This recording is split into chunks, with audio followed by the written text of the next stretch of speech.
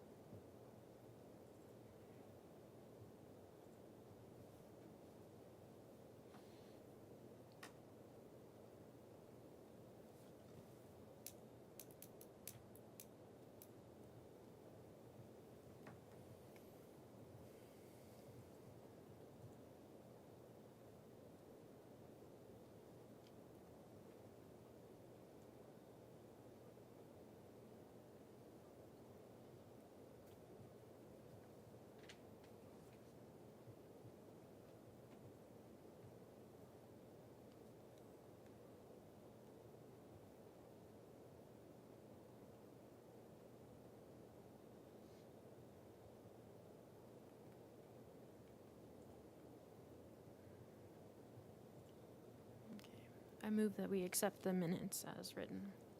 Second.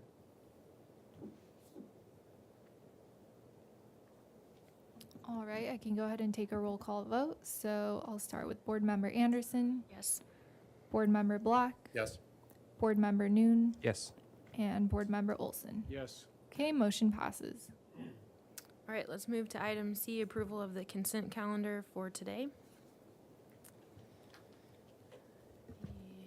Thank you, Board Member Anderson, or Chair Anderson today. We had 3 items on today.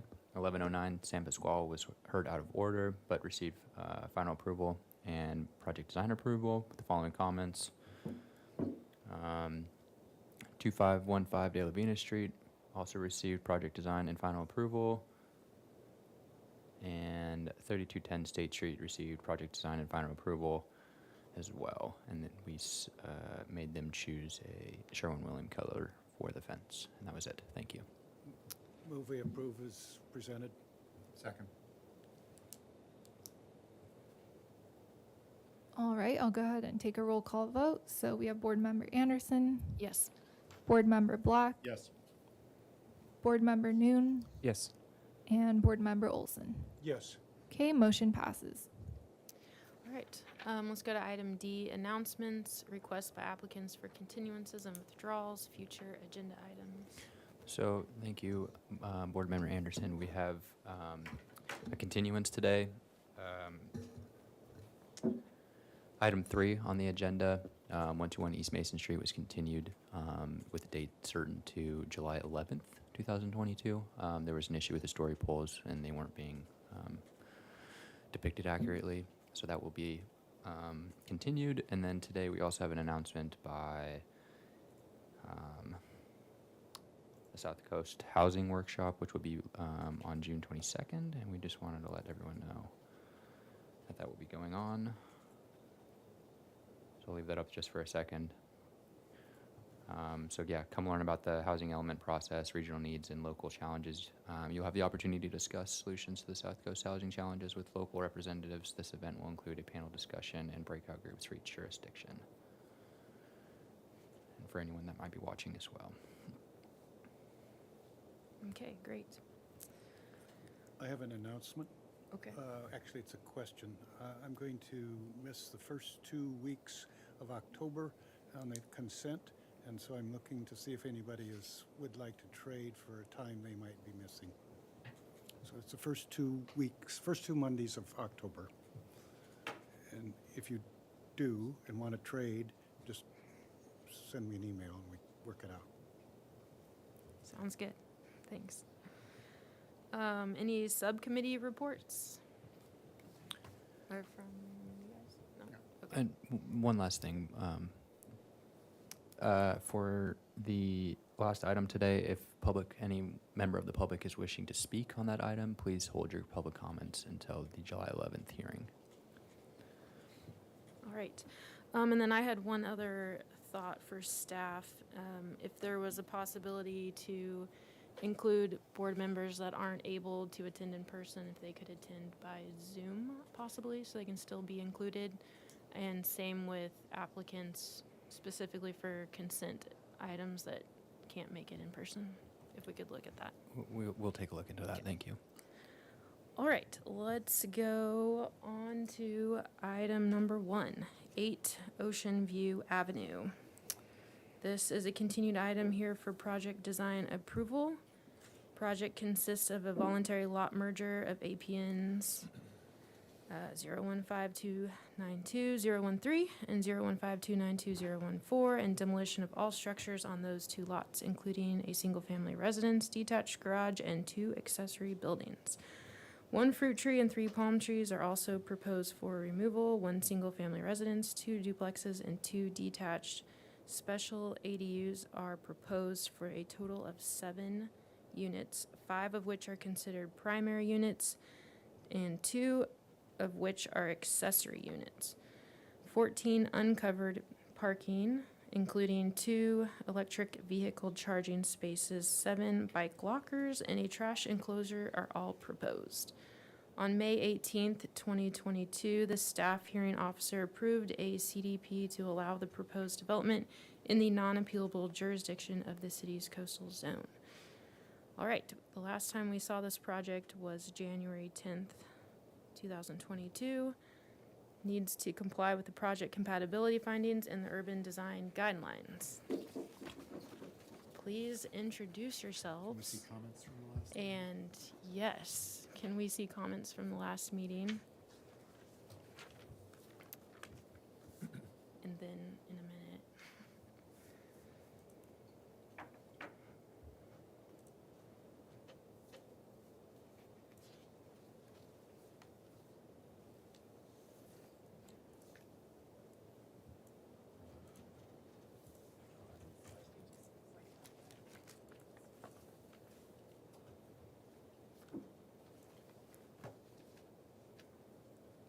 Didn't really have much. No. All right, if you would like to introduce yourself and walk us through the plans, any changes from last time, that'd be great. Okay. Keith Rivera, architect, and I have Kaylee Grubb from Arcadia Studio, our landscape architect. So, one minor correction to the project description is we have 8 uncovered parking spaces, but 6 covered parking spaces. So it's a combination per the zoning requirement. Kind of recap our process after we met with you last time. We took your comments, refined our site plan, and then completed our grading and stormwater design, got deemed complete, and as was indicated, got our CDP last month with staff hearing officer. So again, we're here today for project design approval. And just to kind of refresh memories, this is the project site here. It's a lot at the corner of Ocean View Avenue and Old Coast Highway. Here's Salinas Street to kind of put it in context. It's an area that's kind of eclectic, but primarily two-story residential apartment buildings. These are the site photos here, and the lower photos here are the adjacent context, which again is primarily rental housing. So also just sort of refresh memories. This is sort of some of the infill analysis that we did last time. Our context comparison showed that we're, as far as use, height, and lot coverage, right in with the neighborhood as far as being compatible. We have an FAR of about 0.3. And again, this is an R2 lot, so that's one of the reasons. Our figure ground study here showed how our kind of scale and grain is really compatible with our surroundings. And just to kind of reiterate, the architectural intent was to take sort of traditional Spanish Revival elements like simple stucco massing, awnings, metal balconies, trellises, tile, and sort of transform those and update those to 2022 and make them a little more modern in appearance. So I'll get to the site plan. And again, just kind of recapping, we have our parking to the north. So here's our uncovered spaces, trash enclosure at the end of the lot, our carport with the covered spaces and covered bike lockers here at this end. Then we have a pedestrian access from the parking to the site through here between two one-story accessory dwelling units.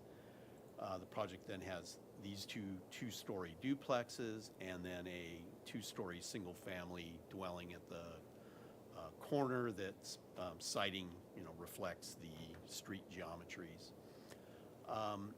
Regarding the comments from last time, we felt it was advantageous to maintain the open space in the more central location of the site, in that it provided kind of more central access to more units, and also then the kind of surrounding buildings shields the open space from kind of the traffic along Old Coast, which can be pretty hectic, as I'm sure you know. What we did do, the board, I think rightly indicated that they had concern with this portion of the site being congested and kind of clogged up, in that we, on this area here, we had these two units, private open spaces with their private patios, and that kind of forced this pedestrian paseo to kind of justify to the right here and was a little too close to these buildings. So what we did in response to that was take those patio areas and flip them to the west side of the buildings, where they become a part of sort of the dooryard entry space and experience for these units off of Ocean View. So those were the refinements to the site that we made, again, in response to the comments. I'll go now to some overviews. So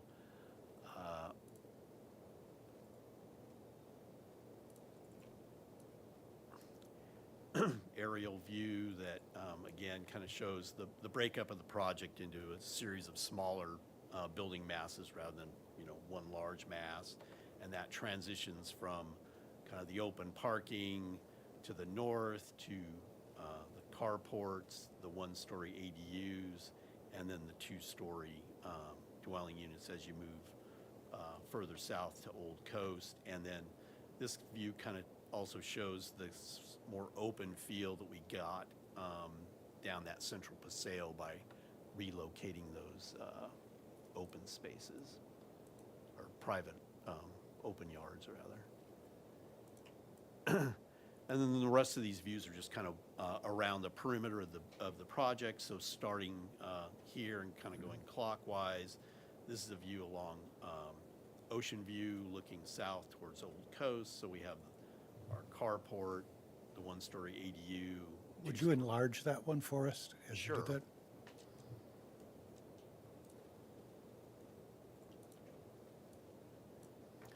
Thank you. Sure. So here's the ADU, has its entry coming off Ocean View, the adjacent duplex, and then at the corner, that kind of outler single-family dwelling. All along the street perimeter, we have a series of kind of undulating low walls and fences that alternate between plaster and wood that create these kind of transition spaces and privacy off the street. So here's a view down at the corner looking east. So here's Old Coast, that single family dwelling on the corner, and then kind of the buildings kind of marching up the hill here. So these shows the variation of the building masses and parapet heights and the use of the bay windows in the buildings. A view across from Old Coast looking up Ocean View, and then finally a view along Old Coast Highway. You may or may not recall, we have this sandstone retaining wall along the Old Coast right-of-way that was deemed historic, so that's remaining untouched. And I'll just walk you through the overall elevations, and then we can look at the landscape. Well, let's see here. Bear with me with the interface. So this is the elevation along Ocean View. So it illustrates, we have our open parking. This is our trash enclosure at the end of the lot. Carport, the one-story ADU, and then this two-story duplex, and then the single family at the corner. So everything's kind of stepping gently down the hill with the site topography. Again, we're varying the massing with these bay windows that pop out and these kind of roof monitors that go up. So we have varying parapet heights. And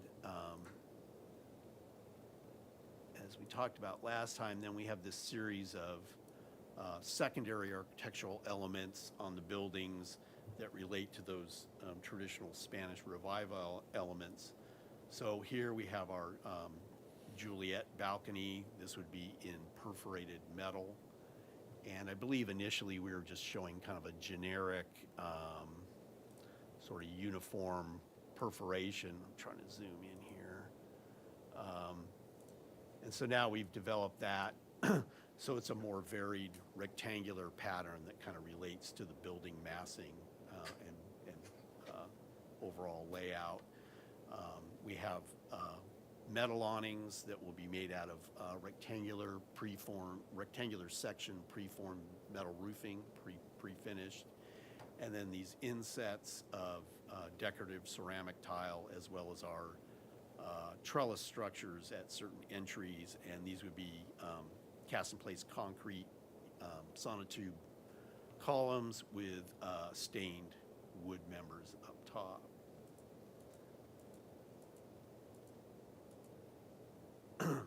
So again, just kind of going around the perimeter. Here's our north elevation with the carports. That south elevation along Old Coast Highway. Zoom in there a bit. And again, continuing that pattern of these undulating walls of different materials that also help sort of transition with some of the topography. And then here's the eastern elevation that, again, just really highlights the kind of change in the transition of the massing from the open north down to the two-story masses along the busy street. And then these are the corresponding kind of elevations within the project. So these just illustrate the use of the same kind of architectural elements, the varied parapets and massing and secondary elements within the inside of the project to have consistency. So This north elevation, this is the area, this is the facade that would face the common open space. Likewise, this is the south elevation of the two one-story ADUs, and the open space would be in front of this dwelling here. This is sort of the backside of that one-story unit on the corner, and it and this facade here adjoin another kind of common open space that you'll see when Kaylee describes the landscape. It has some seating areas and also a common entry, pedestrian entry that comes off Ocean View, and that's where the mailboxes will be and that kind of thing. And then these last two elevations are either side of that central paseo. So these show the facades as you would walk along from your parking space, past the ADUs, and then past the open space to your entry, or continuing on out to the pedestrian access from Ocean View. So with that, I will turn it over to Kaylee and let her walk you through the landscape plan. And Kaylee, want to change seats here? And Sure, you made it. Okay. yeah, you can control the device. You're so smooth with it.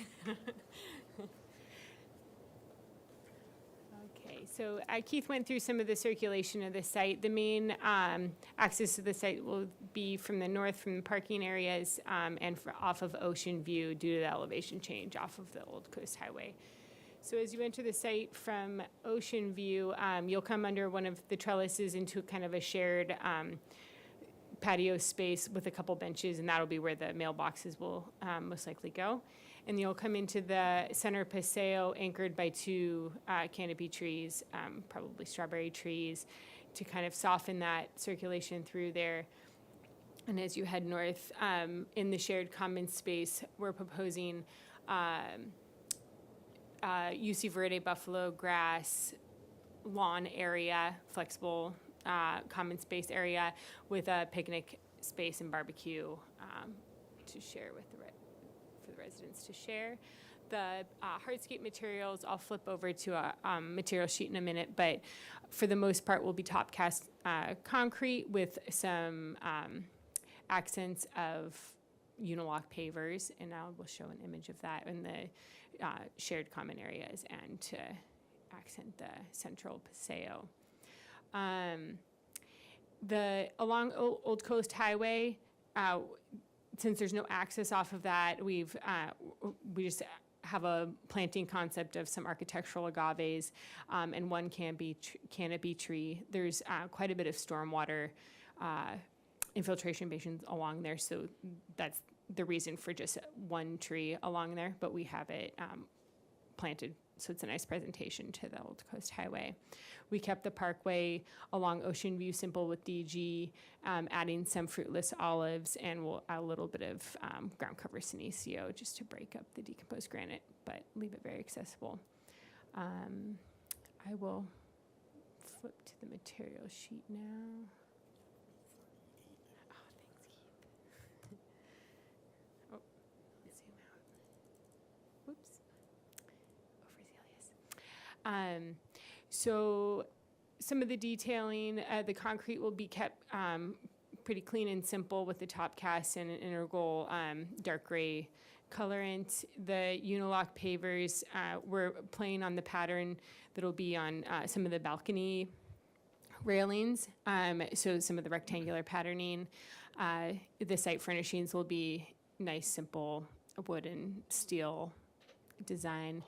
And then the plant palette is generally low maintenance, low water use, agaves and succulent ground covers, some wistringia, and we have had a little fun with the tree canopies. So where we have narrower planting beds, we use some hymenosperm for the upright nature. We're using some bay laurel to screen to the north of the parking lot. a white flowering crepe myrtle along Old Coast Highway. As I said, the fruitless olives along Ocean View, and the Arbutus Marina to anchor the paseos. I'm happy to answer any other questions. And some vines on the trellises noted here. Great. Does that conclude your presentation? Yes. Okay, thanks. All right, we will open it up to public comment for this project. All right, thank you, board members. So just as a reminder, if any member of the public wishes to speak on this item, please fill out a speaker slip by the back door and bring it to me. But I'll go ahead and start with virtual public comment. So I don't see any members of the public joining by Zoom. So I'll move back to in-person public comment. I haven't received any requests to speak, and we haven't received any written correspondence. So I'll turn it over back to you, Board Member Anderson. Thank you. All right, let's open up to questions from the board. Who would like to start? I'll start. Okay. Could I see the comments from the previous meeting once again?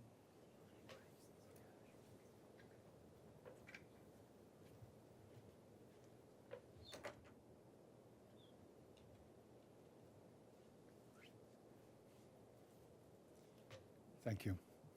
I think, as we said before, the development of the site is really commendable. I think it fits nicely on this, at the site. And I do appreciate the attention you've paid to our comments from previous meeting. It seems to me like there is some disadvantage to have moved the patios of those two units onto the west side facing the street. Do you have a question? Question for them? We're in questions. I'm about to get Okay, to that. good. All right. You're just going on. I didn't know there was a time limit about it. Usually I don't talk very much. So the question is, first, I was showing appreciation for what you've done, and the question is that whether or not you amended the landscaping plan to give some protection to those patios facing the west side and the street. Yes, short of screening them with a tall hedge, that was the reason for quite a few of the canopy trees being along there, to kind of give a visual separation without walling everyone in beyond the low walls and fences that we have out there. We also have quite a bit of planting buffer, some like mid-height hedges, but I did want to keep those sight lines open and not, put a 12-foot hedge right along the sidewalk there. So balancing it a bit. What about moving some of those trees that you have into that location on the curb, on the setback? Yes, we kind of have a double layer of trees. We also have canopy trees on property along there as well. So we have them along the street and in front of the units. Okay. And I'll note those patios are about 11 feet back from the back of the sidewalk, so there's a fair planting area before. Okay. And would you describe the wood fence, how you intend to detail that? Yeah, actually. And pardon my interruption, do you mind just turning your microphone on? I don't think the green light's on. There you go. Sorry. It's been so long since I've been live. Let's see here. Look at my notes. Which page am I going to? So here's kind of some design development of the fences. Let me go to the more appropriate one. This would be the one along Ocean View in front of those patios. So it's basically a double-sided horizontal slat. This detail shows it at 36 inches, or 42 inches rather, in height. But, I believe the ABR's purview, you can push that up to 60. I would suggest maybe 48 inches, because from my experience, when you're sitting in a chair on the patio, 48 inches pretty much blocks out the line of sight for the cars and the street. So that's the detail there. Okay, thank you. And then would you go to the site plan again and show us where that wood, retell us where that wood fence is? Yes. Get to the right page.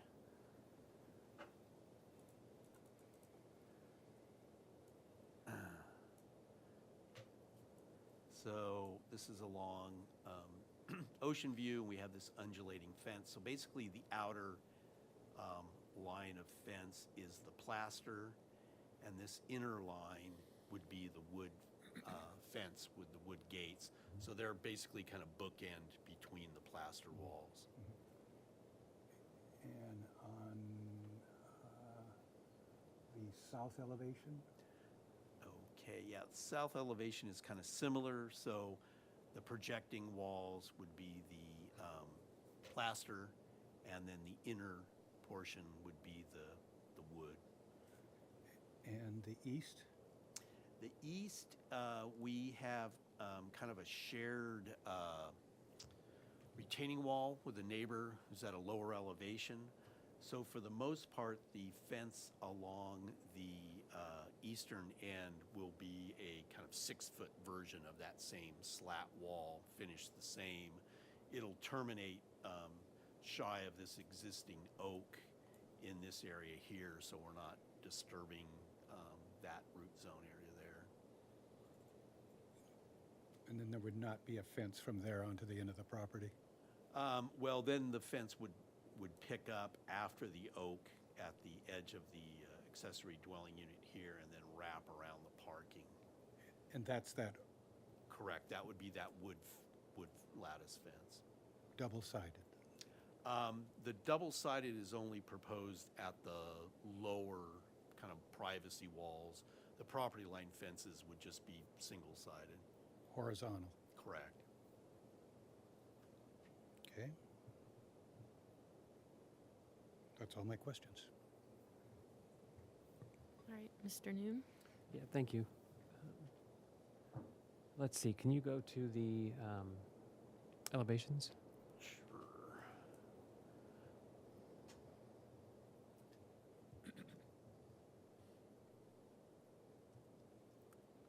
Just a quick question, are the plate heights between the two-story structures, are they all the same? Yes, Are so they- the lower floors are 9 feet, Mhm. and then the upper floors are 8 feet. Okay, And in the ADUs, they're 1 story, but they'll be 9 feet. And again, try to give a little more space and a fairly tight floor plate. okay.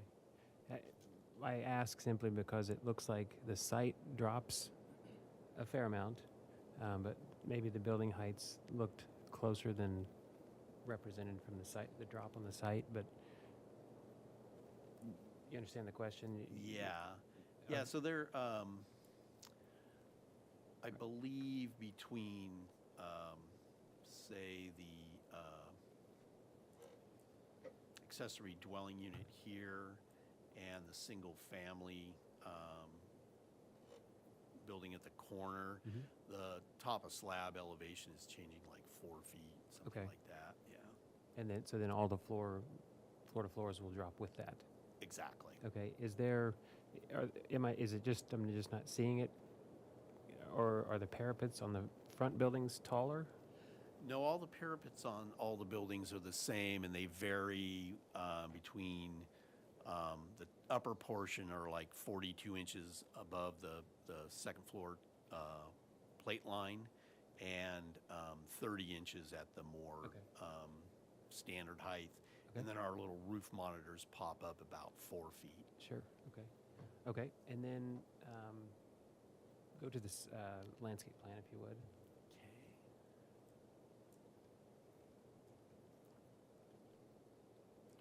So similar to that, the way the site changes, I'm assuming that open area, the common open area is flat. Yeah, relatively flat. Yeah. How are you handling that, or is there a significant site difference in that? Are there retaining walls around it? How does that? Not in there, and the civil engineer has graded it, so we have 18 inches or less of grade change change where we do take the grade change, so it's generally gonna be able to be rolled except for that retaining wall at the south end. And I was just gonna show you the, Sorry, it was the small. site section through Okay, there. there we go. So Yep. here's our engineer's site section. So this shows you that common open space Yep. here. Okay. Do you mind just full screening that application again? It just minimized. Oh, sorry. Ah, Just hit the little square to the left of the yeah, X. sorry about that. Thanks. No worries.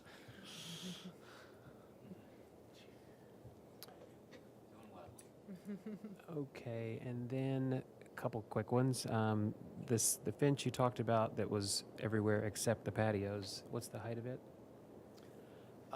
Property line fence? Yeah, property line fence will be 6 feet. Okay. And then likewise around some of the private open spaces that are to the east there. So those will be the 6 foot. Okay. And then the relation in general from the floor line of the patios along the east and the street. Street's quite a bit lower. Not sure. It sort of depends, depending on the finished floor elevation of each of the units. So some, I believe we step down to one of the units. Yeah. It varies for each one coming off of Ocean View. Okay. Yeah. Trying to see if we have a. Well, this drawing may show it best.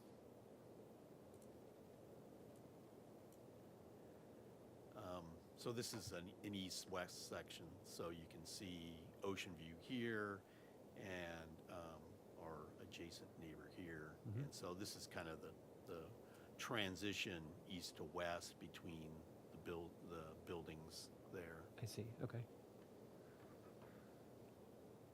Okay. Those are my questions. Mr. Black? Could we go to, not the colored landscape plan, but you have a more detailed plan? It's the last, I believe it's the last sheet? The planting plan? Yeah. Yeah. Can we look at It's probably 37. Might be the last, one of the last sheets, as I remember. Yeah, the material plan is very last, I believe. Maybe 36. Sorry about that. Is this the one Yeah, you're that one. thinking of? Mhm. Okay. Yeah, if you could just enlarge that. Yes. So, my concern, not about what you've shown here, but necessarily, but could you talk to me about how you've provided, in my mind, adequate landscape buffering between the project and Old Coast Highway, which to me is pretty busy, I mean, relatively busy. So, I mean, there's two ways of looking at it. One is, what does the project look like from the street? And two, how does the landscape help the residents in terms of buffering the view of the street? I mean, we've talked about. Yeah. So, I guess my question is, are you comfortable with what you're showing here relative to that? Yes. As creating a buffer that really separates the living units from the street? So inside of the wall, the undulating wall, we have Laura Saratoga. So that'll be a screen from the inside of the wall. Okay. Not wanting to, I put them on the inside rather than the outside because I didn't want them to loom even further over the sidewalk. So then we have the one canopy tree and lower plantings on the outside of the wall, but we do have several large agaves, which the agave francesinniais will be pretty good screening from the corner to that corner single-family unit. And then layered behind that is two more, those are acacia pendula, so those will basically be like a curtain screening that unit. So we have several layers of screening between the Saratogas that'll, I imagine, will let them grow to like 10 to 12 feet and taller if the second stories need it. Then we have the crepe myrtle layered with that and the acacia pendulas. And then we do have the series of lower ground covers and agaves. So, also, sorry, one more comment is that the cars are significantly lower than those units. So I believe from those units, you'll be looking out at the screening, and then beyond, the cars will be quite a bit below. Okay. And David, at the first floor of those two units too, we've kind of minimized the number of windows. So there's basically just a pair of windows that Got are it. looking out the Old Coast. Okay. Your choice of hymenosperm along Ocean View, you've got quite a few of them there. It's pretty much the predominant tree outside of the olives, yes? Yeah, layered behind the olives. Yeah. I guess this is sort of a comment, but just an so are you comfortable? My experience with hymenosperm is very tall. Most of the canopy eventually ends up sort of a pie, not unlike maybe a eucalyptus or, Tristania or something. Are you comfortable with? You know what I'm saying? They Yes. might get maybe 40 feet, and then you're going to get a lot of trunk, and then the canopy is going to be up high. Is that providing the kind of sort of softening of the buildings that you would like? Yeah, so the intention is to kind of layer it. If you were looking from the street view, that the olives will be kind of in the 20 to 25 foot range as they mature. And then the hymenosperm would layer with their different texture and their bloom and foliage up a little higher. But in my experience, you can leave the branches low too, so you kind of get a ladder of branching. It's not just at the very tips. So that would be the intention. I chose them because we are pretty close. We're very close to the architecture in some of those patios, and so I didn't want something that was going to push right up against the architecture right away. Would you consider just varying it? Because I noticed you've got Yes. 2, 4, 6, 7 all Yeah. along that. Just something to think I'd be about. happy to vary it, yeah. Okay, and then looking at the open space in the middle there, I was trying to figure out. I mean, I see you've got that little patio with a barbecue and what looks like a picnic table, I guess. And then, but it wasn't clear to me when I was looking at this plan how you access that. I mean, if I'm a user, how do I get to it? So you come from the little paving node with the AM in the middle of it. That's the arbutus. And there I realized that we'll need to get a standard, so you have some head clearance out walking around there. And then you come across that little concrete transition into the lawn area, which will be the UC Verde buffalo grass. So I might understand then if you want to go to the picnic area, we'll call it, you've got to walk across the grass? Yes, it's a very small space, and so it didn't feel like we could get a functional lawn area if we cut across it with more paving. But I'm happy to add paving if that's necessary. Well, it struck me as, since it's the only open usable space for the residents, I wasn't clear how they would use it outside of sitting at the picnic table. But I mean, if for instance, that was all, I don't want to say gravel necessarily, or if it was paved, it becomes a sort of a larger patio space that could have more use, is my point. Okay. More furnishings, what have you. Okay. It's just an observation. And then my last question is, are you concerned at all about, you've got I noticed three sycamore trees at the, I guess that's sort of the north or west or east end of the parking lot? Yeah, there, those guys. When I saw those, I mean, as much as I love sycamores, all I could think of was, when those things go out of leaf, there's going to be a huge maintenance issue in that parking lot. Oh. So I'm just pointing that out. So are you comfortable with that? Good point. I mean, one Fair tree point. alone can do it. 3 will, anyway. Noted. I guess that's not exactly a question, but yeah. Those are my only questions. Thanks. Okay, I just had a few questions. Can you walk us through why you put the trellises where you did? Sure. And if you have any details of them. I do. Let's go through my notes here. Let's see. Trying to find. Yeah, we go. Page 7. So this page kind of has all the site structures. So here's the trash enclosure, and all these would be detailed similarly. So all would have the sonotube concrete columns and then stained wood trellises above. The trash enclosure would have metal gates that have a similar perforated pattern as the Juliet balconies. But let's go now to the site plan. And basically, they are located to define entry points.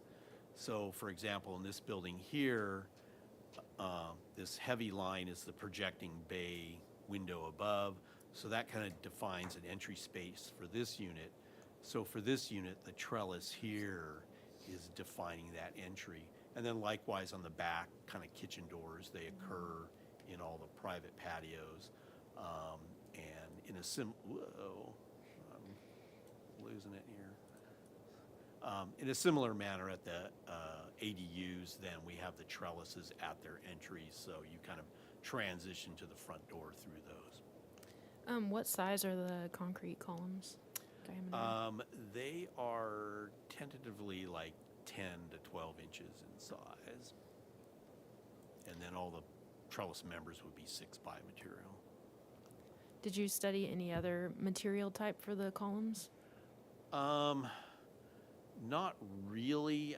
We see if I can get back to the site photos. Kind of the inspiration for those was the kind of decrepit old house that's on there, but it has these kind of plaster columns with a wood trellis. So the thought was to kind of play off of that, but rather than in a less sort of classical traditional kind of column, but in something that was more modern in keeping with the rest of the vocabulary of the buildings. And you're leaving them concrete, not planning on painting or any? No, they would be integral color, and then we Okay. do like an acid wash Okay. finish or like a sandblast, and Cool. then Kaylee's got a lot of vines then that would kind of take over those hopefully in time. Cool. And then that was the same for the carport? Same construction? Basically, Okay. yeah, it's a similar kind of a pumped up the scale a little bit, so the columns will be larger, but it'll be primarily reed as a trellis-like structure, and then it's got a low slope, single ply Yeah. roof above it. And then solar is going on the parapets with the 42-inch parapets? Well, Or- let's see if I can.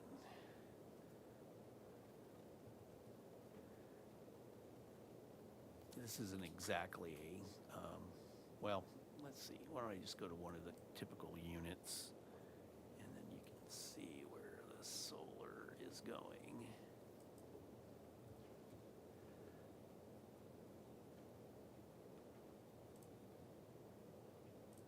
So here's one of the duplex's roof plan.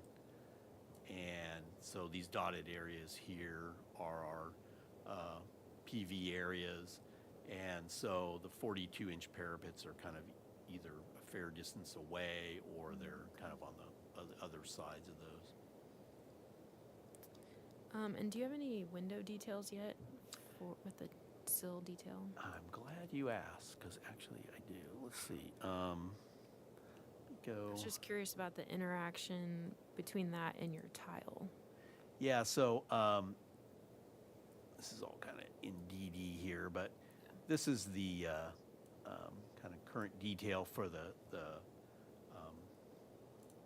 metal awnings. So it's kind of a traditional kind of tube steel sort of metal frame, and then we have the preformed roofing tops.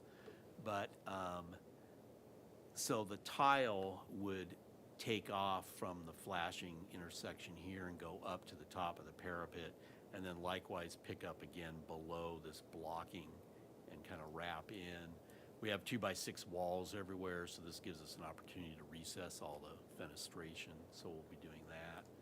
And then while I'm here, this is sort of the detail of that perforation pattern, so you can see kind of what that's like.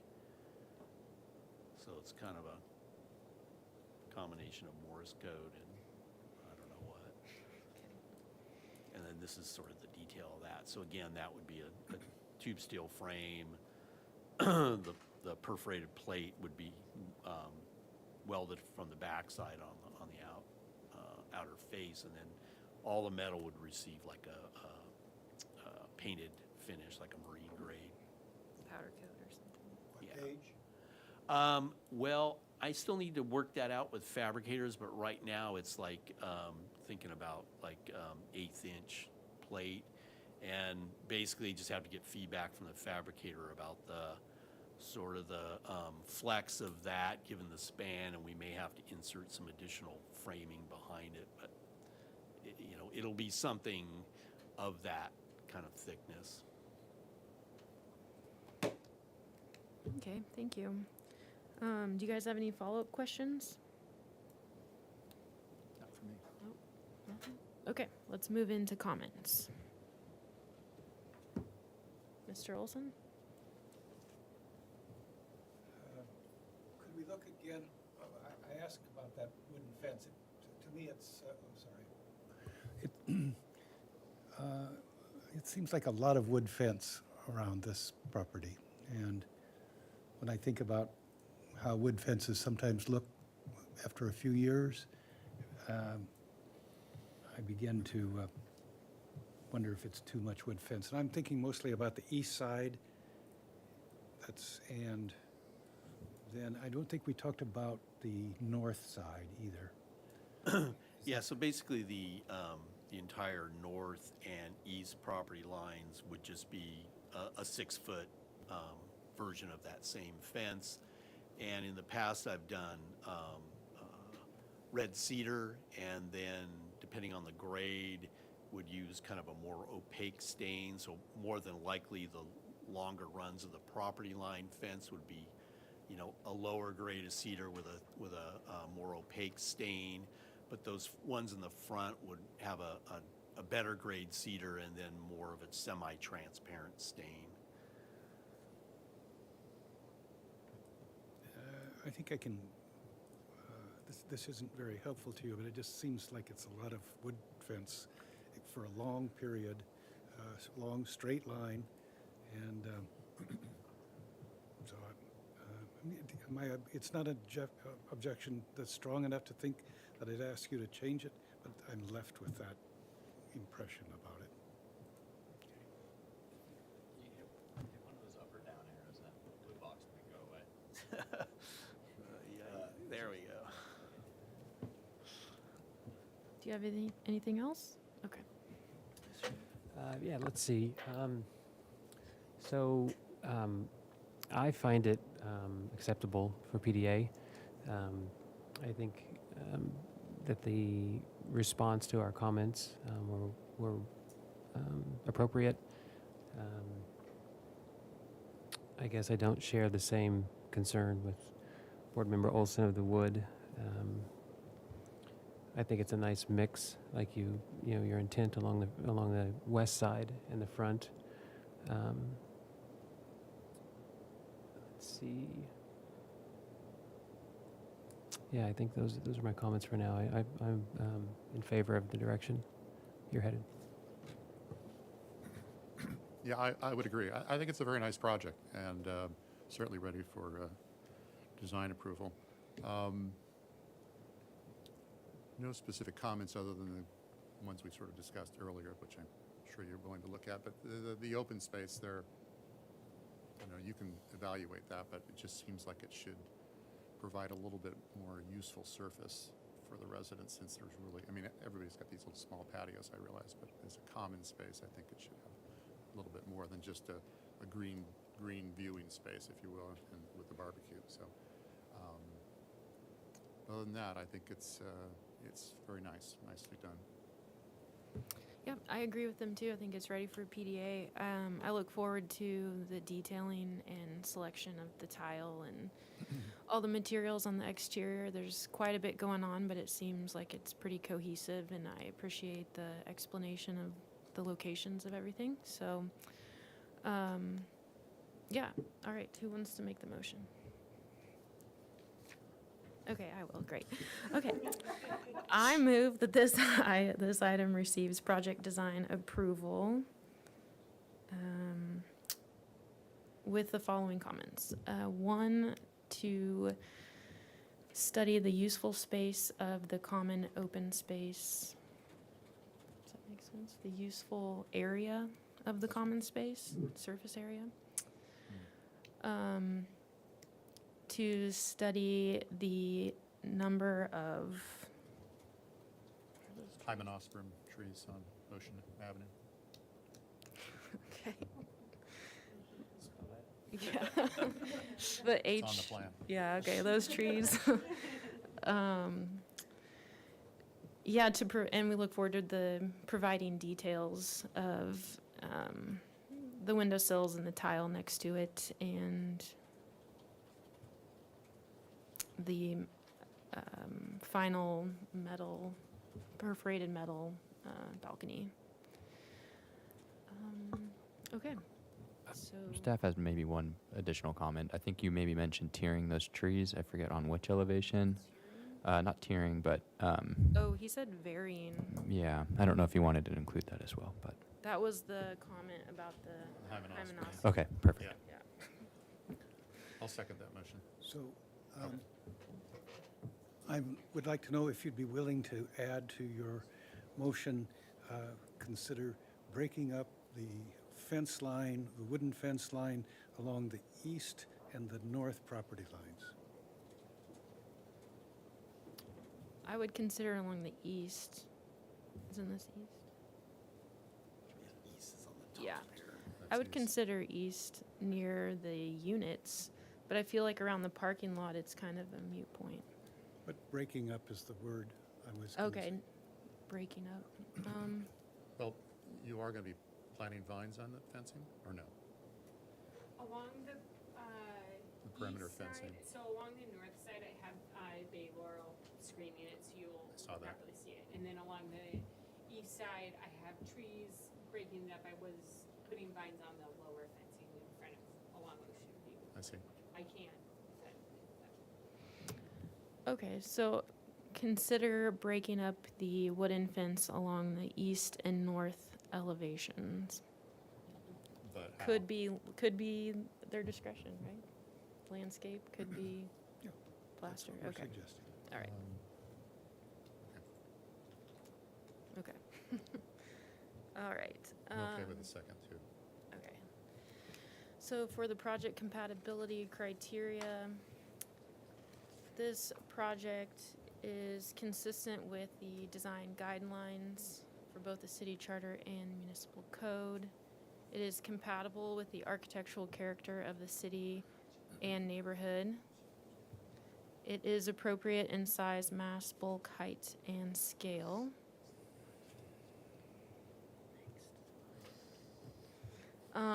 There are no adjacent landmarks or historic resources. There are no public views of the oceans or mountains, and it has appropriate use of open space and landscaping.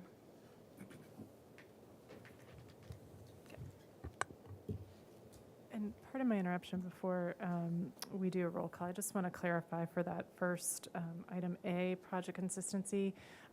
This is a slightly old template, so the motion would just be consistency with the design guidelines, not the municipal code and the city charter. So I would, that would have to be addressed in the minutes that we can do. Okay, so let's change that to design guidelines. Okay. Great. All right, I can go ahead and take a roll call vote. I'll start with Board Member Anderson, Yes. Board Member Black, Yes. Board Member Noon, Yes. and Board Member Olson. Yes. All right, motion passes. Thank you. Thank you very much. Thanks.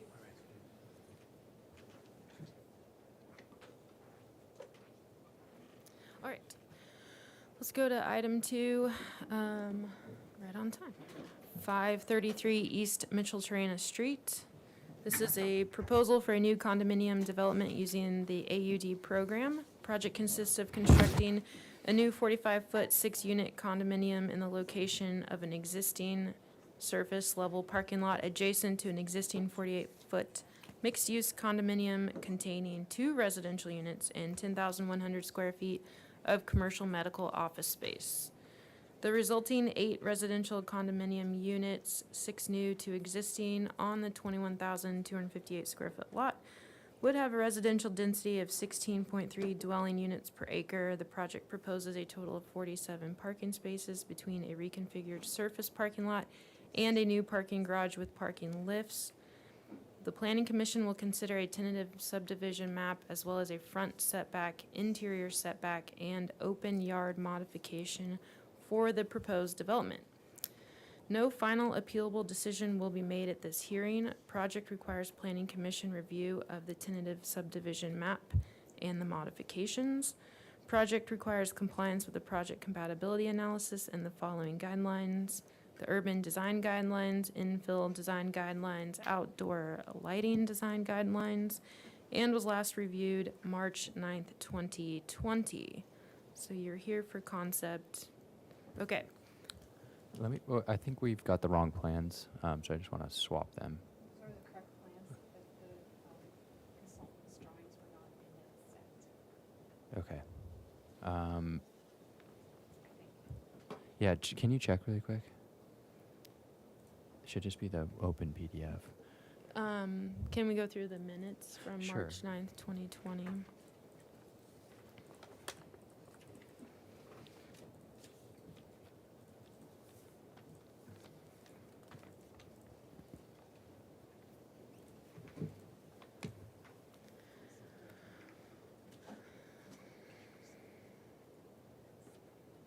All right.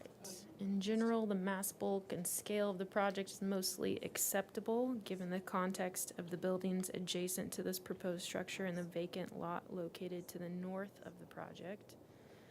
Applicant shall comply with the 20-foot setback requirement for the third and fourth floor. Any significant modification requests for this setback would be problematic and not acceptable. The minor requests for setback modifications of the front and rear of the building on the first floor are reasonable. The parking landscape waiver is acceptable given the existing situation. The transformer location needs to be significantly altered and screened in a more permanent way. The open yard modification request could be reasonable given their technicality and the fact that they are providing additional private yard and common yard space. Fourth story element is acceptable given the small footprint in comparison to the third floor. The majority of the board feels the sidewalk should be continuous to the curb along Salsapuedes. The board would support the requirements for the pedestrian master plan if required by staff. Okay. Does staff need to say anything before we get started? No? No, we were just trying to figure out. We have the correct plan sheet. There's just additional supplemental stuff that will also be uploaded during her presentation, so we might have to pause and have me upload it, but we'll address that when she's got the architectural plans now, which is fine, but Okay. she's good to present. So I will add that, so my name is Megan Arciniega. I'm the case planner on the project. Because this is a condo project, it will go to the Planning Commission for the tentative map. Also, a couple of modifications that were noted. So if you have any questions in regards to the zoning portion, I'm here to fill in any of that, and some of the history if you have questions. But I think the applicant's prepared to address most of the questions. Okay, thanks. You have 15 minutes, and you can introduce yourselves and walk us through the changes. Mark Kirkhart, Principal Design Architects. Melissa Turner, Senior Project Manager for Design Arc. And we also have our landscape architect and our civil engineer here to answer any questions you may have.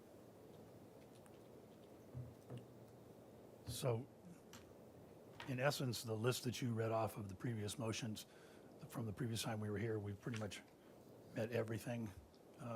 Going down the list, we can take you through that. I mean, we've actually eliminated a unit since you last saw it, down to 6 units from 7 units. After the last time we were here, we went to the Planning Commission for a concept review about the setback modifications that we were proposing at the time, and they kind of pushed back. And so we went back and redesigned the project, eliminating a unit so that we could get to the point of not having to request those modifications.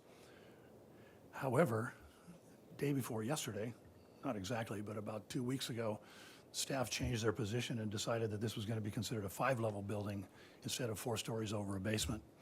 So the massing of the building is exactly the same as what you've seen before, but now they've decided to suggest that it was a 5-level building. And of course, with the CBC, and it's been confirmed by the building department, it's a 4-story building over a basement. But planning reads that a little bit differently. So that's what these little modifications that we're asking for now are because of the fact that they're suggesting that even though it's the same exact building that we've been working on for the last 3.5 years, it has now been determined that it's a 5-level building. And I kind of thought staff was going to make a little comment about that. But basically, I think it's kind of the technicality, and their staff is willing to support. So we basically now meet the 20-foot setback that's requested in the list of the previous meeting. We actually got rid of the minor setbacks for the front and rear on the building. Those are no longer required. The parking landscape waiver we're asking for, we relocated the transformer and screened it. The open yard modification that you had suggested you could accept is really only, the issue now is that the open yard, common open yard is not on grade. Had it been located in another zone within the city, you could have a roof deck that would be considered, you could consider your common open space. But since in this case it's up on the second level, we need the modification to allow that to count towards our common area open space. And we have increased the sidewalk per the pedestrian master plan as we were requested to do, all the way from Mitchell Terena Street all the way to the north end of our property. Can you pull up a plan while you're describing these and walk us through that? Get to the site plan, sorry. Just trying to keep up Yep. with you. Also, maybe while we're doing that, step back a couple of the items that you just mentioned. Sure. So that we can follow them. Why don't you get the overall site plan up? Chair and Commissioners, if you would like me to speak to any of the zoning elements that he was speaking of to, the setbacks or zoning, I'm happy to do so. There's a lot to the project, and there's a lot of history, so I don't want to focus where the applicant doesn't want me to. I want them to be able to showcase the elements that they've worked on. But any of the items that are confusing, feel free to let me know. So here in the overall site plan that shows the lower level, you've probably all seen the site. There's basically a multi-story condominium there now that has commercial condominiums and 2 residential condominiums on top. So we have our sidewalk going all the way up Salsa Puentes. We also did a handicap ramp down at the very corner there that's makes that compliant. And so it goes up the full length of the easterly side of the property. When it gets up to our building, if you go up to the next level, Salsa Puentes, as you know, right there is quite steep. And so in order to get the grade transitions into our garage, we're actually offsetting the sidewalk back from the street and providing that apron there. And that's going to be an easement to the city as opposed to a right-of-way take to allow that public sidewalk to go across the entrance to the garage. And it was really necessary with a civil engineer, if you want to really get into the weeds, trying to get that transition to a level garage from a slope to make sure you're not getting water coming down the street and going into the garage. So this is something that Public Works has gone along with, staff has gone along with. So that'll be treated as basically an easement so that it doesn't move the property line to that new location and cause setback issues. It's a very tight site, as you can see. So we've resolved the garage a little bit differently. We have triple stackers. These are the puzzle type lifts. And we have a loading zone that staff has supported. We have some individual lockers for some of the units, for the 6 units. The transformer location, maybe go back down one. So we moved the transformer location. It used to be further north in that location where she's showing now, but we moved it to the south in the middle of a planter. It's now set back 5 feet from the front setback, which is allowed to be. Property line. What's that? For the property line. From the property line, excuse me, 5 feet from the property line. We got bike parking there, and you see we've got that driveway approach kind of has a little bit of a curve to it. Once again, it's to navigate the change in elevations from the sloped Salsa Puentes Street down to the flat lot. So all the parking on this level is for the people that are coming to visit the offices, and so there's no mechanical lifts on this level at all. They're only all up in the upper garage. So we do have the continuous sidewalk and the requirements for the pedestrian master plan. It's required to be a 4'6" sidewalk, 5 foot sidewalk. 5-foot sidewalk all the way up, which we meet. So if you look at the massing, maybe go to some of the elevation. So it's a very Santa Barbara colonial revival approach to the architecture, appropriate with the big project across the street that has a lot of that same kind of architecture. So here you can see how it relates to the existing building. The tallest part you can see is to the north, where we have, those are actually 3-level townhouses. There's 3 of them 3 townhouses there, and then three townhouses in front. Again, could you enlarge that one for us, please?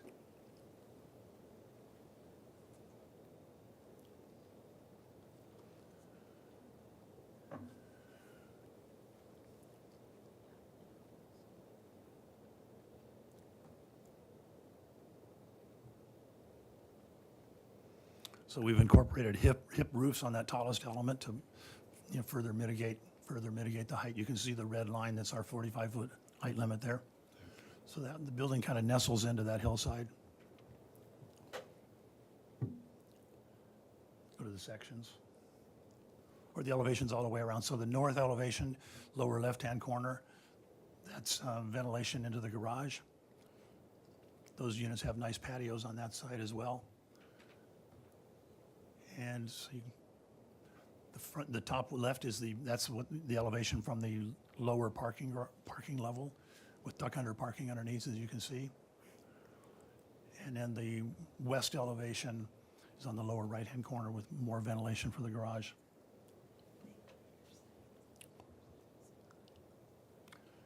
So this kind of gives you an idea of how the section works. So those cars that are actually going down in the garage are just going in a trench that's about 6.5 feet deep.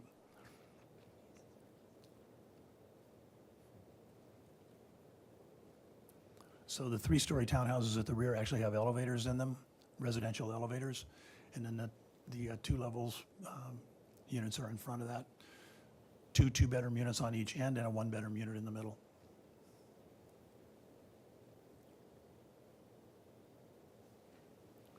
So you had asked us to do these way back when, and we revised these to the new massing. So this shows our building in context with the size of the buildings around it. You can see that we're pretty much in the same scale as the existing building in front of us, and even slightly smaller than the multi-story building that's right behind us there. And I think all the tile roof on the Bella Riviera, I think we're pretty much kind of in keeping with the massing of the size of the buildings in the neighborhood.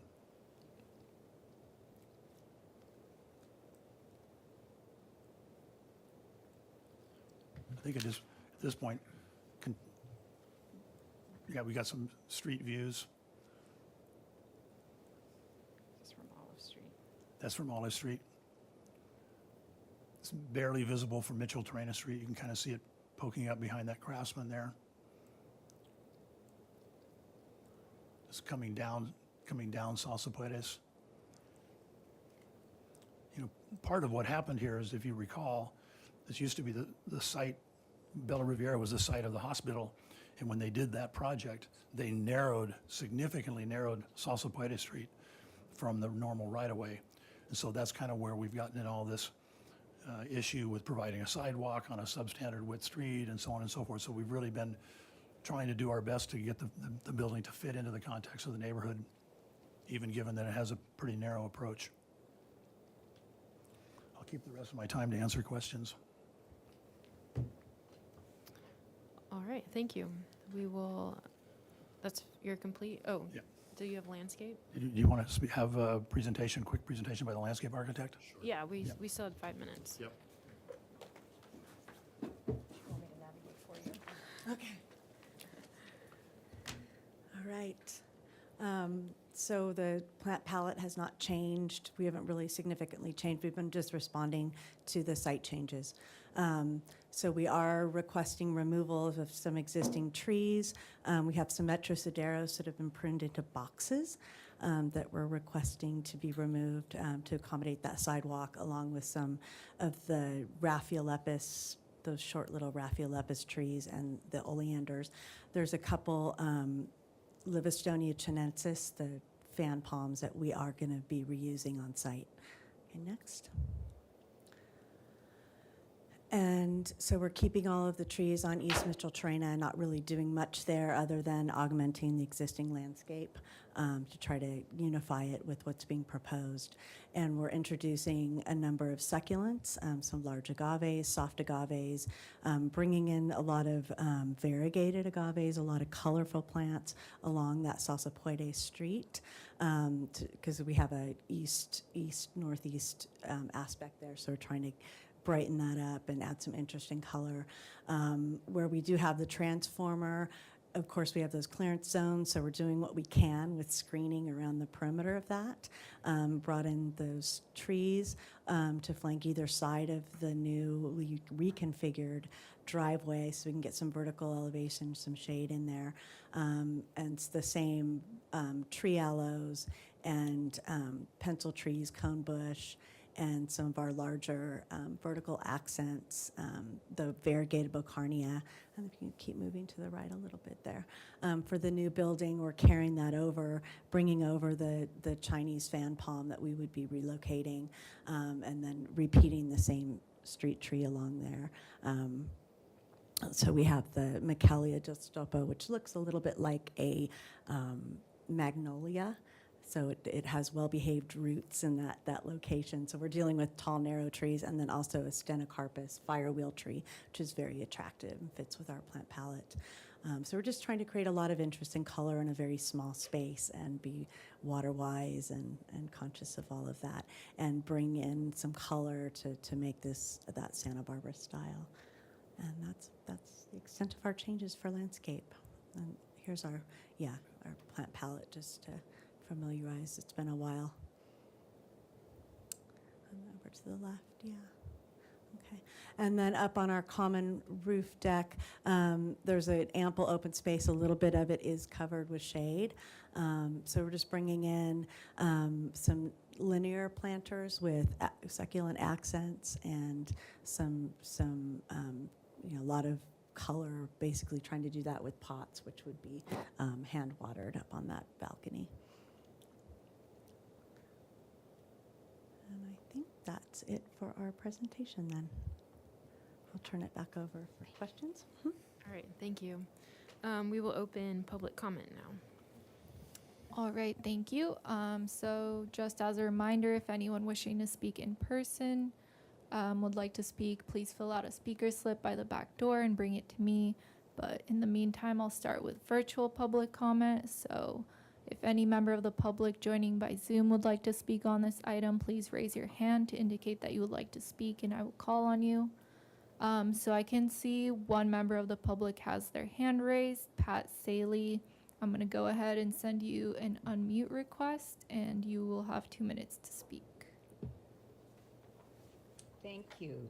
Good afternoon. I live about 1 block away from the site in a 6-unit condo project, and I speak for myself and my neighbors. As you know, this proposal has been reviewed by ABR twice and the Planning Commission once, with these reviews expressing concern over the number of mods requested and whether the project as proposed is overbuilt. I see that 1 unit has been dropped, which helps to address these concerns. It does appear the same number of mods are being requested, with the exception of a parking mod. It would be helpful if the applicant provided a table showing the changes from back in 2020 to 2021 to today. I'd like to point out 3 things on behalf of myself and my neighbors. First, the applicant has provided numerous wide-angle photos of buildings that are about a block away, yet they neglected to show you any pictures of small 1-story homes across Mitchell-Terrena in the proposed Bungalow Haven Historic District. I'm not suggesting the proposed architectural style is wrong, just that you don't get the full picture of the neighborhood from what they provided, which relates to compatibility.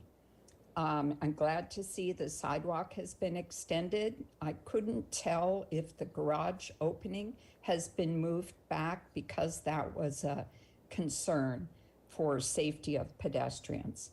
Thirdly, this proposal includes the existing mixed-use building on Mitchell-Terrena, but no improvements to it.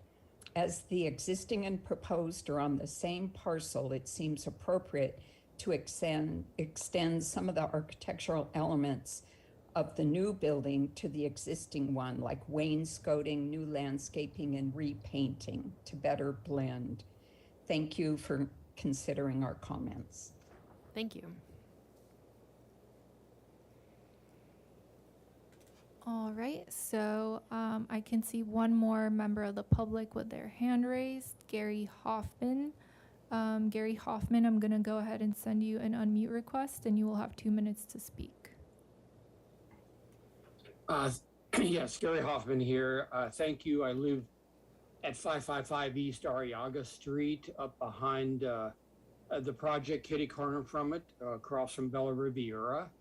And I did write an email on Saturday that covers some of my points, but my main couple points are that we're interested in how the height of the new project compares to the medical offices behind, which would be behind it on 536 East Arriaga. To my knowledge, the 45 feet, it must be close to the same roof line. And that's a concern because right now we have a view of the cityscape that cuts through these two buildings, and that'll be blocked partially. So that's a concern. So that's my question. How close does it come to the medical office's roof line height? And then number two, the story poles. I think this project should warrant story poles be erected so that the neighborhood gets a feel for what's going to go up here.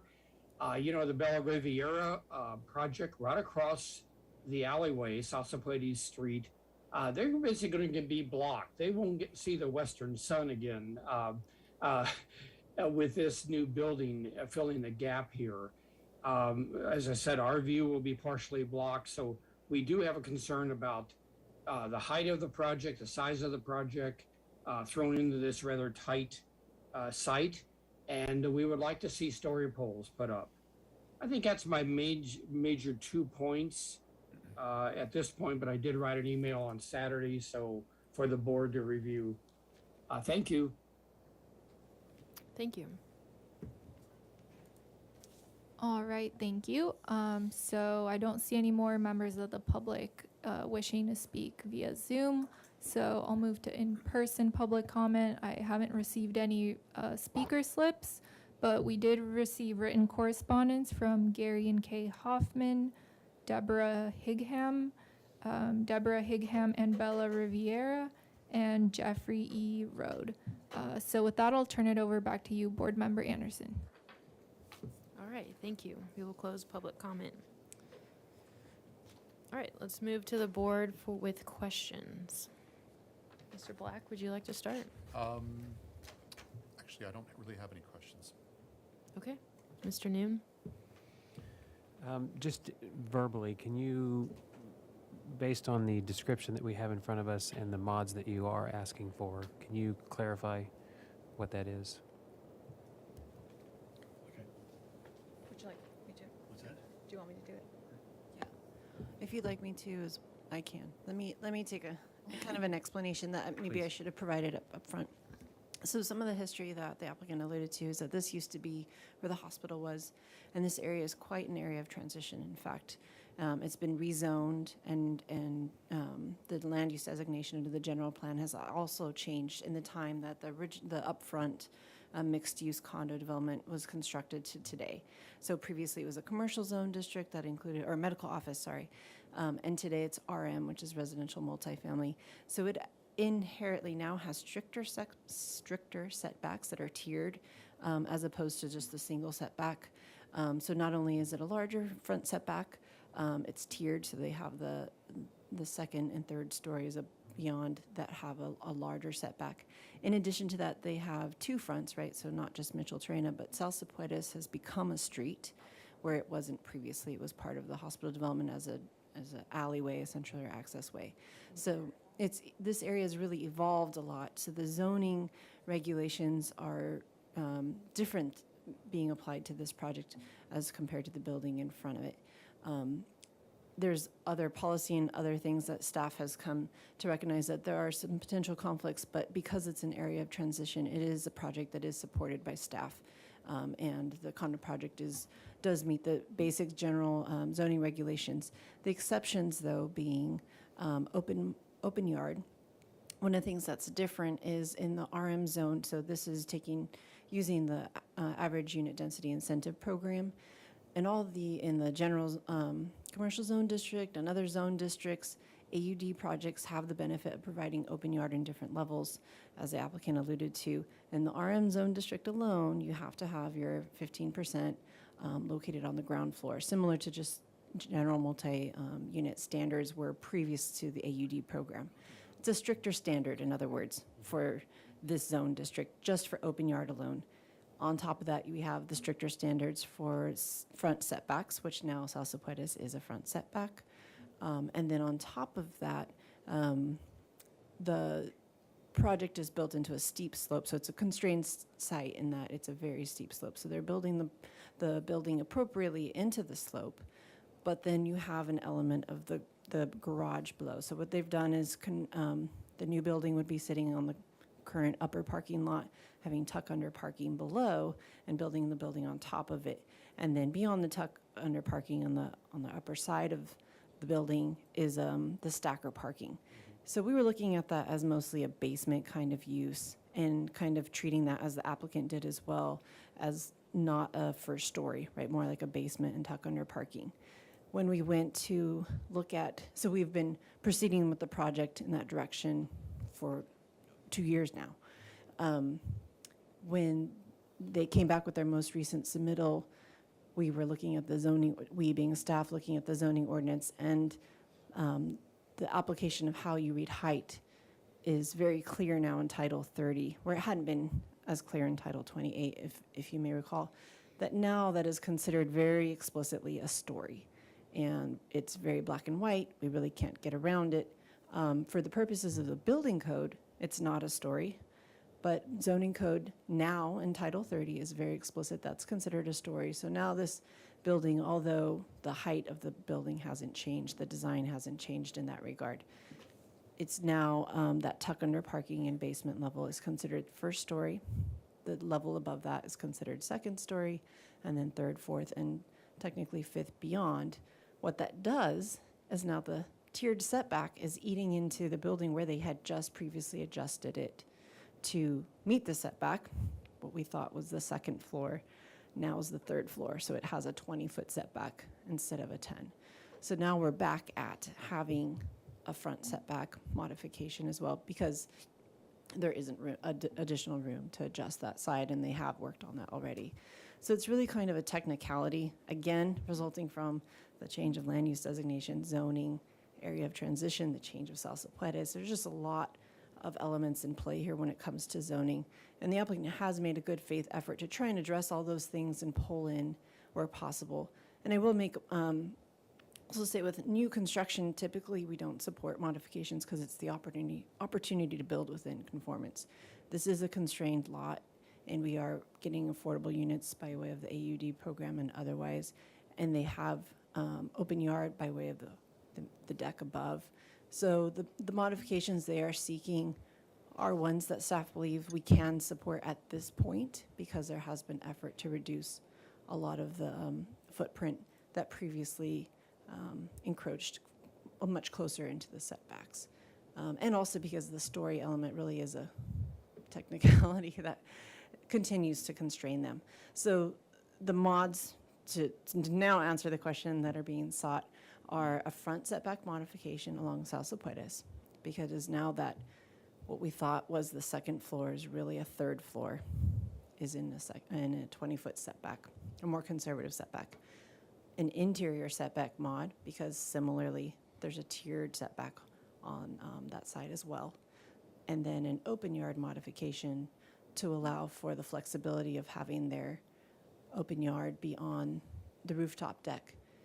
And I will say, in regards to open yard, it serves two purposes. So there's open yard to provide openness to a building, some green space relief, building relief. And then there's open yard to provide usable space for residents. And we use that term a lot interchangeably, and we don't really clarify that there's really a dual purpose that's happening. And part of that is that you can get creative with the design, kind of have them encompass both, or they can be provided in two very separate ways. The AUD program gives incentives of trying to allow for that flexibility. Because they are in the RM zone district, it's a stricter standard under the AUD program. So if they were in the CG zone district, this rooftop deck would have met their criteria. It doesn't in this instance because of the zoning. So they don't have the ground floor openness relief open yard that's supposed to provide that green space open area.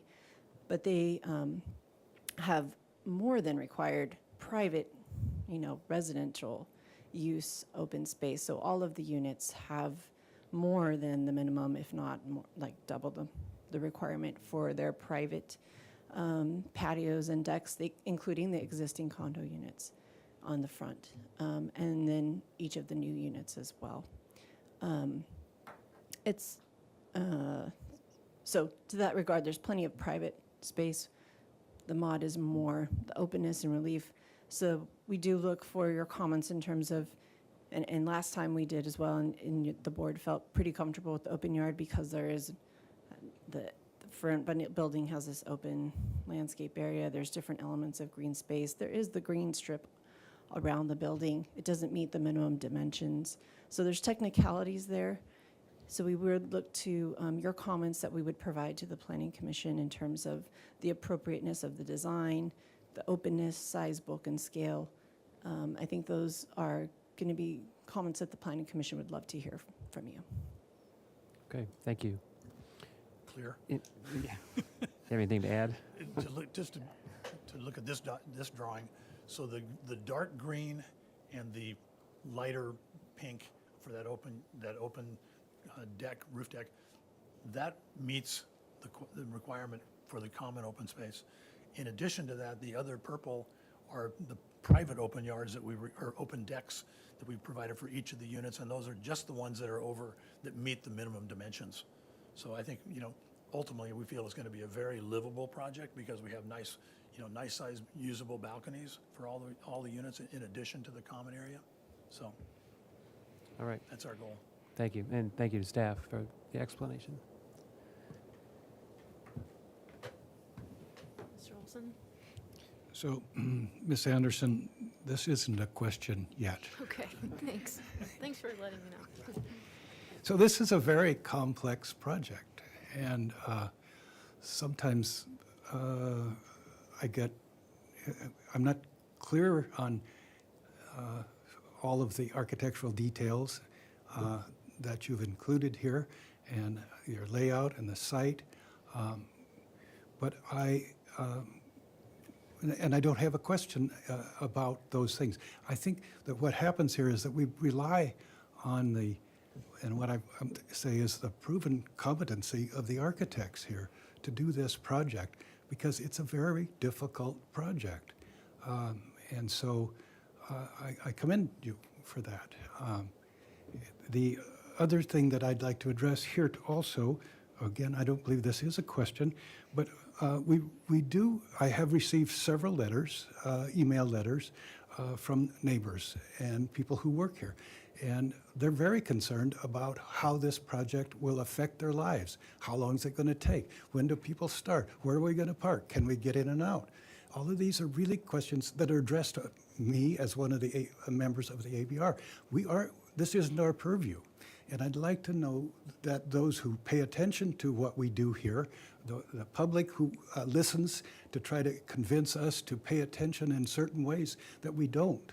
And so some of these questions I want to say to those who have written letters, especially on this project, that many of your questions have to come from the planning department, have to be addressed to the building department, the planning department, so that you can't really rely on us to assess some of these really important things for such a complex project as this is. So my last question and only question is plate heights. Is there any chance for reducing the height of this project by lowering plate heights? we've actually already lowered plate heights on the upper levels, and the lower level, I think, is all 8 foot, and even maybe 7, 8 on the top floor, so that we, keep the hip roof down low, but it's going to be a volume ceiling, so, we're not really pushing the envelope on trying to get higher ceiling heights. We're just trying to kind of keep it to nestle into the height limit. But if we could, we would, but we kind of already have, is the answer to your question. Thank you. No other questions? Okay, I just have a couple just to get me up to speed. This section is great. So that parking, yeah, right there on the left, that's existing parking and we're just covering it, right? Okay. And In then, essence. there is, the landscape on the second floor is mainly just the linear planters, right? That we, on the common open space, I think. Yeah, And some pots. Yeah. number of pots. Okay. And then on your elevations, I noticed you did outline the setbacks for the different levels. And can you add dimensions to those just so that we're aware of actually what the setback is there? I think it says it in parentheses, but it's Oh, it small. does. Let me double check, sorry. You make it larger, say. 6 foot, Okay, 10 I did not see that. Thank you. I added that at the last. Okay. And then can you zoom back out? It might be helpful if you can add just like the outline of the building next to the property when you kind of extend the elevation views. I noticed that wasn't in there. Just to clarify, the building to the north of us is more than 30 feet out. There's another vacant parcel that's 30 feet, so it wouldn't necessarily fit on these elevations. On the east elevation, that's what we're talking about, it's 30 feet to the There's right? Yeah, There's okay. a 30-foot no man's land parcel that Okay. somehow slipped through the title company It's that this gray belongs to area, yeah. Cottage Hospital. Oh, Our client has been trying to acquire, but to no Okay. avail. So it's going to be kind of a private, it's got a nice big oak tree on it, so it's just going to be a okay. space. Then never mind. Okay. It's right here. You can see it right there. Cool. And then can you just walk us through what changes you are proposing to the existing commercial building up front? I noticed there were some landscape additions. Is that true?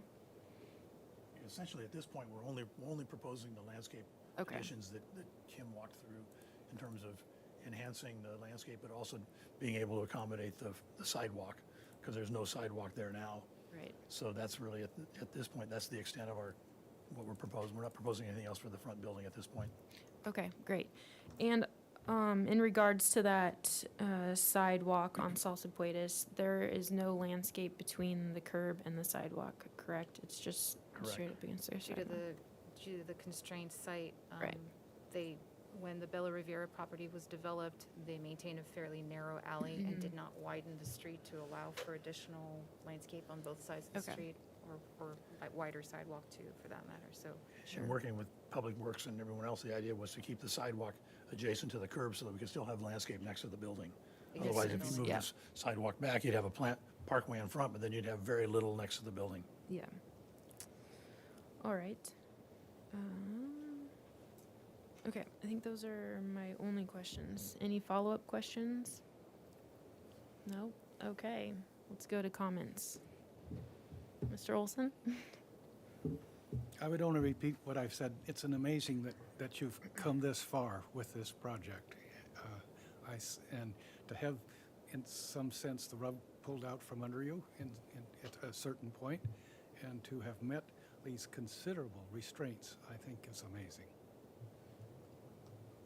I guess that's positive. Thank you. Thank you, Mr. All right, Mr. Noon? Yeah, I like the direction of it. I think when you look at the compatibility to the size of the building, I think it fits within other properties. Maybe not every property around, but there are a few that it's comparable in size. So I'm supportive of the direction. Yeah, I would agree. I think it's a nice project, given the constraints that you're having to deal with. So, and architecturally, I think it's a handsome building and entirely compatible, I think, with the neighborhood and size, bulk, and scale. And yeah, I think it's nicely done. Thank you.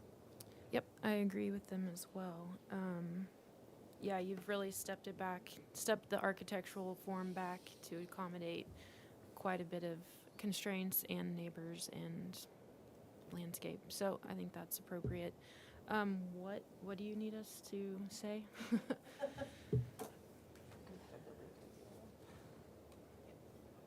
Just comments? Just, yeah, do we each give comments or do you need a motion?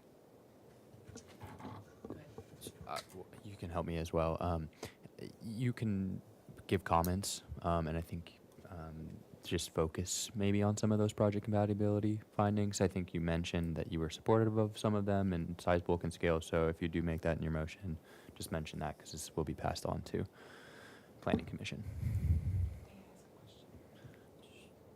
Sure. Yeah, I guess the only thing I would add is in terms of the mods, you don't need to state support necessarily, but what we're looking for is that the design is appropriate. Does it have the openness? Does it have the green space or whatever that seems appropriate for this site? So that when Planning Commission is considering the setbacks and the open yard, they have your comments in mind.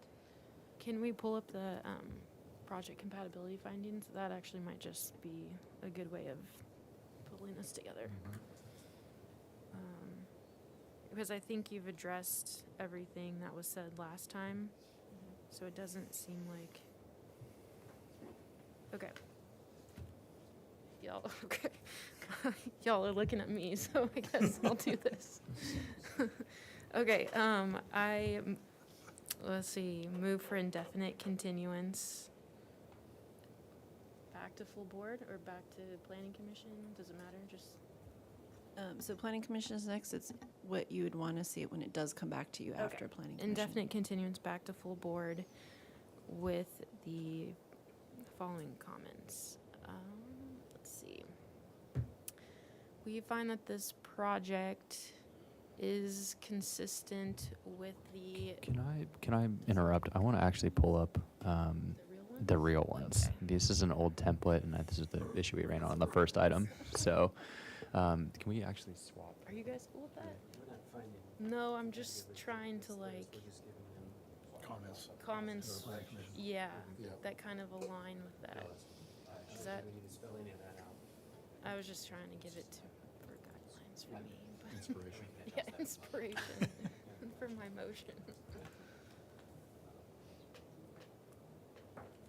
I can say, okay, May I ask a question? sure. For staff and for Ms. Anderson?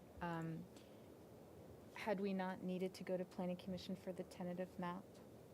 Or for these technicality mods, let's call them that?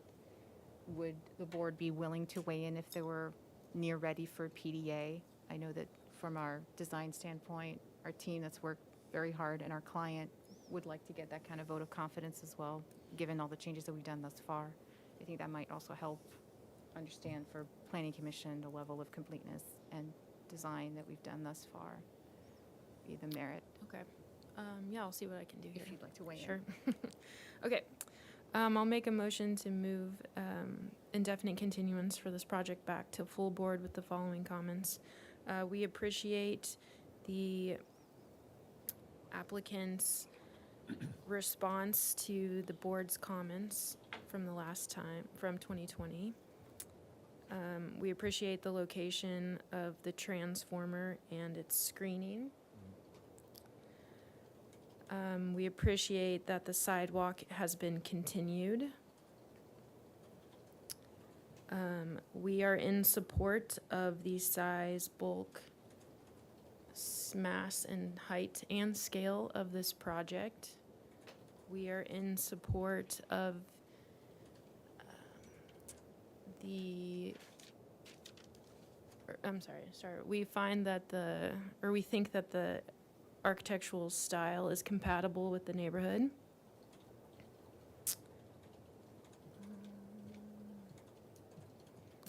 We find that it has, don't say we find.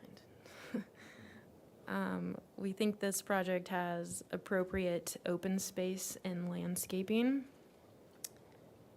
And we could find this ready for PDA the next time it comes. Second. Okay, thanks.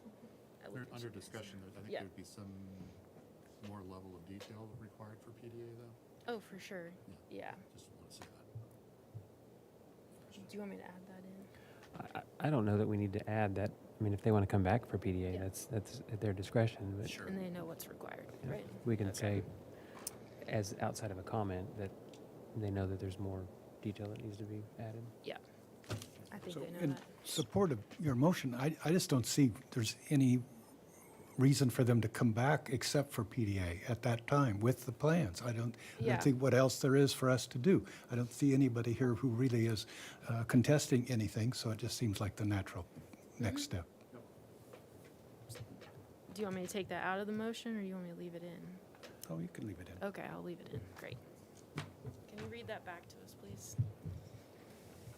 Yes. So the motion was to continue the project indefinitely back to full board with the following comments. Number one, the board appreciates the applicant's response to the board's comments from the previous meeting. Number two, the board appreciates the location of the transformer and its screen. Number three, the board appreciates that the sidewalk has been continued. Number four, the board is in support of the size, bulk, mass, height, and scale of the project. Number five, the architectural style is compatible with the neighborhood. Number six, the project has appropriate landscaping and open space. And lastly, number seven, the board could give this project design approval at the next meeting. And it was made by Anderson and seconded by Olson. Under discussion, do you guys think we need to add anything regarding the different levels and the setbacks? You said nothing about the modifications, right? Okay. I guess it's fine. All right, we can vote. It's fine. All right.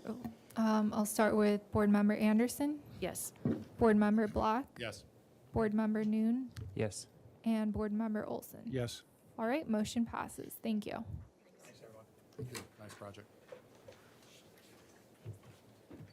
I guess that makes sense. You said it was appropriate. Yep. Okay, let's open item 3 to close it, or to continue it, or whatever. So item 3 is 121 East Mason Street. It is a large project in the funk zone, and we need to open this project so that we can continue it. So I move that we continue this project to the July 11th Second. meeting. Is that right?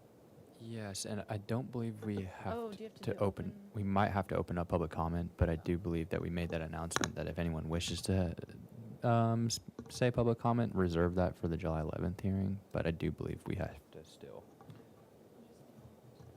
Okay. Yeah, so I think we could just acknowledge the written correspondence and What's the date for the next meeting? July 11th, Okay, 2022. then let's open public comment for item 3. All right, so we did receive written correspondence for this item from Harry and Jenny Bruel, David Dart, Linda West, Ann West, Brandy Ward, and James Rogers. So I'll turn it over back to you, Board Member Anderson. Okay, and then we have a motion on the floor to continue this to July 11th, seconded by Olson. I have a quick question. Yes. Board Member Anderson, or Chair Anderson. So that project is, I have a conflict, that Mhm. project. Do I need, just Oh. for this level, do I need to abstain? What's that? We wouldn't have a quorum. Never mind. Never mind. We're just continuing it. Just continuing it, yeah. And public comment was not needed, so I think we can just open it and continue it. So we did an extra step. That's Oh. okay. Will we have a quorum on the 11th? We should. Okay. Yeah. Just not if, yeah. Okay, so can we vote? Yes, so I'll start with Board Member Anderson, Yes. Board Member Black, Board Member Noon, Yes. and Board Member Olson. Yes. Okay, motion passes. Thank you. Okay, we can adjourn our meeting for June 13th.